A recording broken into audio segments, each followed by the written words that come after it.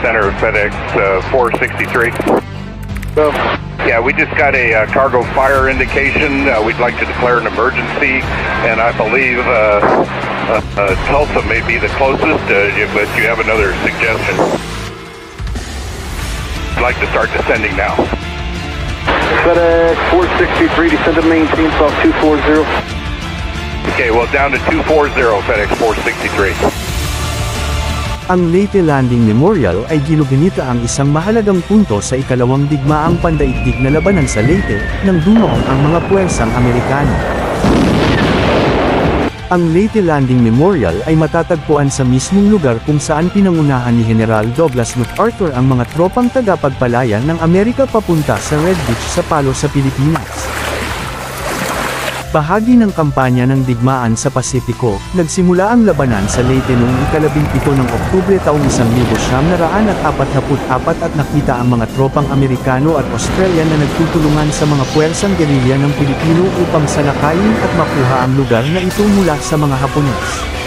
Nang mapilitan ng mga puwersa ng US na magmadaling umatras mula sa Pilipinas noong Desyembre taong 1941, ang kontrol sa lugar ay binigay sa sumasalakay na mga Hapones.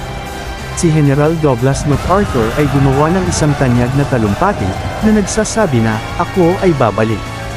Nagtiis ang Pilipinas ng 3 brutal na taon ng pananakop, ngunit noong ika-20 ng Oktubre taong 1944, bumalik ang mga puwersa ng US sa pangunguna ni General MacArthur.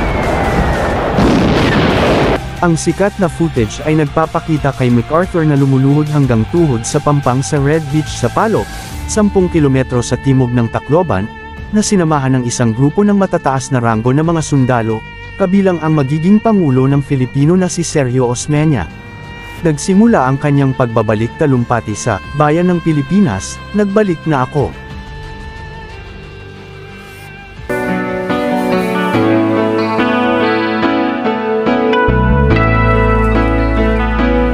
Di maamin niyang damdamin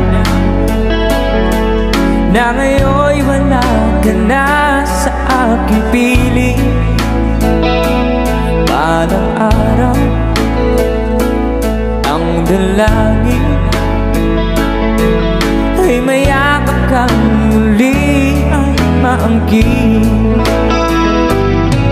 Ngunit ano nga ba pag-ibig mo'y magbabalik? Batid ko na nasaktan kita ng labis, at sinabi ko sa'yo na kaya kong limutin ka. Bakit ngayon hinahanap kita? Ikaw ba rin ang nais ko, damang-dama mahirap na tiyain ang isip at damdamin. Ikaw pa rin ang hanap ko, mapapatawad pa ako. Mulit-muling sasambitin, sinisigaw ng damdamin. Mahal pa rin kita ang giliw ko.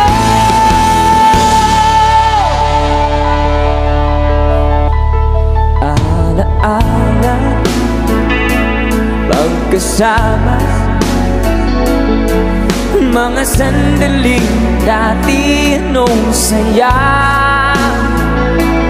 Pinipili